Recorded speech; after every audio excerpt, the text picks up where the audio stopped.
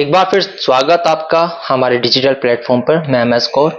जैसे कि हर बार मेरी कोशिश रहती है कि जो लोग हैं जो वाकई सोसाइटी के लिए काम करते हैं, एजुकेशन के लिए काम करते हैं, वो हर तरह से जिस तरह के भी लोग होते हैं, तो मेरी कोशिश रहती है कि उन तमाम लोगों को, उन तमाम चेहरों को मैं आपसे रूबरू कराऊं। तो उसी कड़ी में आज मेरे साथ मौजूद है मुजफ्फरनगर की एक ऐसी शख्सियत जिसे जानते भी लोग हैं, लेकिन अगर वाकई हकीकत में डिजिटल प्लेटफॉर्म, सोशल मीडिया पर जब मैंने देखा तो मेरी कोशिश रही कि एक बार इनसे बात की जाए कि आखिरकार ये चीजें कहां से आई और कहां से आपने शुरुआत की। तो उसी उपलक्ष्य में मैं सबसे पहले तो आपका बहुत बहुत स्वागत करता हूं। धन्यवाद, बहुत बहुत। मैम का नाम ममता अग्रवाल है और नाम का मीनिंग ही अपनापन है। तो उसी को देखते मैम सबसे पहला मेरा सवाल यही है, आप लगातार सोसाइटी में वर्क कर रहे हैं, तो कहां से आपकी शुरुआत हुई? शुरुआत तो बहुत साल पहले हुई थी। मैंने 2015 में एक NGO शुरू करा था, खुशी हर पल के नाम से, जिसके तहत हम स्लम्स के बच्चों को स्कूल तक लाते थे और उन्हें पढ़ाने की कोशिश करते थे और गरीब कन्याओं को सिलाई वगैरह की शिक्षा देते थे। लेकिन फिर कोविड स्ट्रक इन और उसके बाद हमारा NGO हमें, मतलब स्कूल जो हम NGO के तहत चला रहे थे वो हमें बंद करना पड़ा। पर मुझे करना तो था ही, तो फिर अब वापस 5-7 महीने से मैंने ग्राउंड लेवल पे ये काम करना शुरू करा है, but this time in a different way.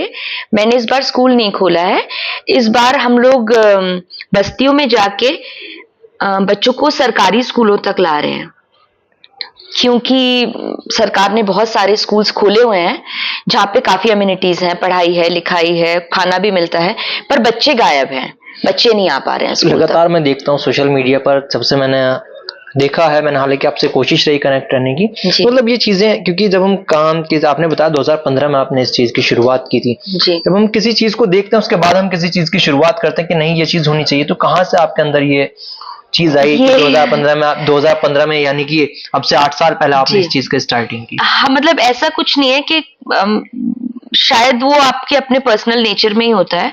शायद मेरे नेचर में शुरू से था भी थोड़ा सा समाज के लिए कुछ करना चाहिए, बिकॉज मैं बहुत जगह बोल भी चुकी हूँ। कई बार लोग मुझसे पूछते हैं तो मेरा पहला और आखिरी जवाब यही होता है कि हम ये सवाल सब करते रहते हैं कि समाज ने हमें क्या दिया। कभी रुककर ये भी सवाल करना चाहिए कि हमने वापस समाज को क्या दिया, क्योंकि समाज वही है जो हम उसे बना रहे हैं। अगर एक घड़े में से लगातार पानी निकलता रहेगा तो वो खाली हो ही जाएगा। अगर वापस नहीं भरा जाएगा तो फिर उम्मीद करनी बेकार है। तो अगर समाज से कुछ चाहिए, एक अच्छा समाज चाहिए, तो उसे अच्छा बनाने में हमें अपना कर्तव्य भी पूरा करना होगा। तो आप लगातार, जैसे कि आपने बताया, जो गवर्नमेंट द्वारा स्कूल चलाए जा रहे हैं, जी, जो बच्चे हैं उन्हें वहां तक पहुंचाने का काम आप फिलहाल कर रहे हैं, लेकिन आज भी ऐसा है समाज के अंदर कि स्कूल भी हैं, फैसिलिटीज भी हैं, लेकिन समाज के लोग आज भी कहीं खोए हुए हैं। जी, ये आप भी देखते होंगे, आप जब ग्राउंड में जाते हैं, आप सोसाइटी में जाते हैं, लोगों से मिलते हैं, तो इस चीज का क्या कुछ आपने देखा कि क्या कारण रहता है मोस्टली? क्योंकि हर कोई कहता है कि भाई पैसा नहीं है, पढ़ा नहीं सकते, जबकि गवर्नमेंट फैसिलिटी दे रही है। गवर्नमेंट फैसिलिटी दे रही है, पर कुछ लोग तो अवेयर नहीं है कि भाई गवर्नमेंट इतनी फैसिलिटी दे रही है। और कुछ हम लोग कहना बहुत आसान होता है, पर जिन परिस्थितियों में वो जी रहे हैं, हमारे लिए 5-7 साल का बच्चा मात्र एक बच्चा होता है जिसे स्कूल भेजना है, पढ़ाना लिखाना है और उसका ध्यान रखना है, उसे बड़ा करना है। पर उनके यहाँ जब 5-7 साल, 8 साल का बच्चा बड़ा हो जाता है तो वो उसे किसी चाय के ठेले पे लगा देते हैं, किसी छोटे मोटे काम पे लगा देते हैं, और वो ये सोचते हैं कि शायद ये शाम तक 10, 20, 50 रुपए कमाकर घर आ जाएगा। कई बार परिस्थितियां ऐसी होती हैं कि जो घर का मुखिया होता है, उनका पिता होता है, वो शराब के नशे में रहता है, या माता होती है वो बीमार है, या वो घरों में काम कर रही है, तो उसको लगता है कि जितना भी सपोर्ट मैं एक बच्चे के थ्रू ले सकूं। तो और सबसे बड़ा जो कारण है वो है हमारे उस तबके को शिक्षा का महत्व ही नहीं पता। उनको नहीं पता कि शिक्षित होने में और अशिक्षित होने में क्या फर्क है। उनका वे ऑफ लाइफ यही है, मतलब उन्होंने यही देखा है कि बड़े हो जाओ, थोड़े बड़े हो के किसी ठेले पे काम पे लग जाओ, and the life goes on like this. अच्छा, एक चीज और है, एक सवाल है मेरा, आप लगातार ग्राउंड पे हैं, आपने देखा होगा मोस्टली रोड पर, मीनाक्षी की मैं बात करूं, महावीर चौक की मैं बात करूं, या कहीं की भी, तो एक मांगने वाला जो सिस्टम है समाज बहुत ज्यादा है, बहुत ज्यादा है।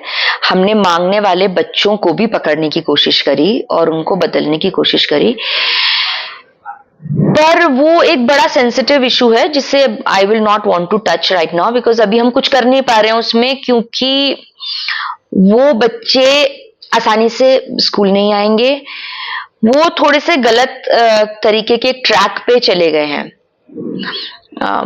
I don't know, it is a little controversial thing, मुझे बोलना चाहिए या नहीं बोलना चाहिए यहाँ पे, मतलब कुछ लोग इतने छोटे बच्चे हैं कि वो नशा कर रहे हैं जी, ठीक बोल रहे हैं। क्योंकि बहुत बच्चों को रेलवे स्टेशन पे और यहाँ वहां मैंने पकड़ के स्कूल तक लाने की कोशिश करी, पर मुझे यही बताया गया कि ये इनके लिए नो रिटर्न पॉइंट है, ये बच्चे आसानी से नहीं आएंगे। ऐसा कुछ आपका इन फ्यूचर कोई ऐसा कोई आपका प्लान है? बिल्कुल बिल्कुल बिल्कुल जरूर। समाज के अंदर अगर देखा जाए आज के टाइम में बिल्कुल नशा जी और मांगने का जो सिस्टम है, नेचुरली सब लोग जानते हैं, जितने हमारे दर्शक हैं वो भी जानते हैं जी। तो इस चीज पे आपका कोई भविष्य की कोई प्लानिंग है? बिल्कुल बिल्कुल करना चाहूंगी कभी उस तरीके का इंफ्रास्ट्रक्चर, उस तरीके का मेरा आसपास का, मैं अगर टीम ऐसी क्रिएट कर पाई, कभी कोई मेरे साथ जुड़ पाया कि हम इस पे काम कर पाए, क्योंकि मुझे लग रहा है कि वो बच्चों को वापस लाने में तो समय लगेगा, पर एटलीस्ट तब तक हम उन बच्चों को जो बिना किसी कारण के बस घरों में खेल रहे हैं या कमा रहे हैं या छोटे मोटे काम कर रहे हैं और उस कारण से स्कूल नहीं आ रहे, पहले उन्हें तो स्कूल पहुंचा के एक शुरुआत तो करी जाए।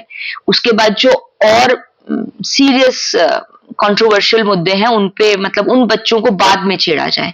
कोशिश हम उनके साथ भी कर रहे हैं। डिफॉल्ट यही है कि फिलहाल एजुकेशन का जो सिस्टम है, जो समाज, जो सोसाइटी के जो बच्चे हैं उन लोगों को उसको इम्प्रोवाइज करा जाए। बिल्कुल बिल्कुल। उसके बाद की आपकी प्लानिंग इन फ्यूचर टीम? बिल्कुल बिल्कुल बिल्कुल।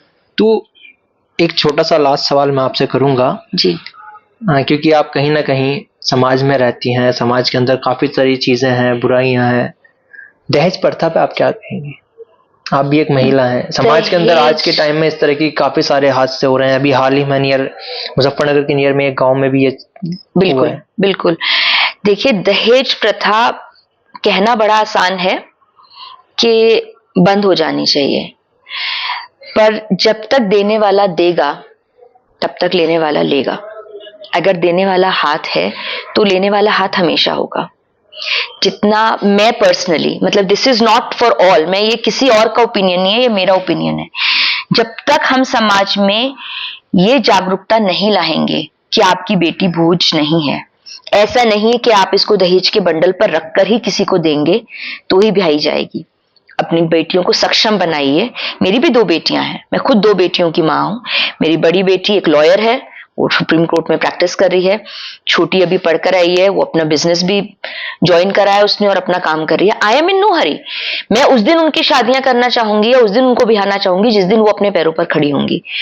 मैं दहेज के ऊपर बिठाकर उनको नहीं बिहाना चाहूंगी। सीधे से आप प्रेफर करेंगी? हमें खुद भी बंद करना होगा, देना भी बंद करना होगा, अपनी लड़कियों को बोझ समझना बंद करना होगा।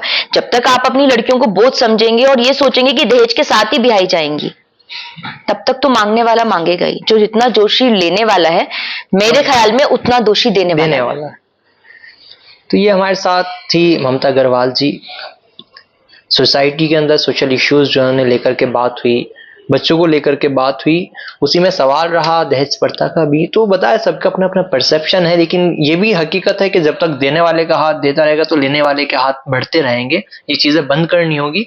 और दूसरी चीज कहना था कि अगर बेटी को इतना सक्षम कर दिया जाए कि वो बोझ ना लगे, वो खुद इतनी सक्षम हो जाए कि दहेज ना देना पड़े, तो इन चीजों पर एक मैसेज भी यहां से जाता है कि बेटी पढ़ाओ बेटी बचाओ। मेरी कोशिश रहेगी इस तरह की जो मुद्दे हैं, क्योंकि मैं इनसे आज जुड़ा हूं, पहली बार मेरी इनसे बात हुई है, इन तमाम टॉपिक पर मैं इनके साथ डिस्कस करता रहूं और आप तक पहुंचाता रहूं। यदि आपको लगता है आपका कोई सवाल है ममता अग्रवाल जी से, ममता मैम से, तो आप हमारे कमेंट बॉक्स में छोड़ सकते हैं। हमारी कोशिश रहेगी कि उस सवाल का जवाब वीडियो के साथ हम आप तक ममता मैम का पहुंचाएं। और आप लगातार जुड़े हैं मेरे साथ हमारे डिजिटल प्लेटफॉर्म पर, और मेरी कोशिश रहेगी फिर मिलूंगा मैं आपके साथ अपने नए मुद्दे के साथ। मैं MS कौर, मुजफ्फरनगर से।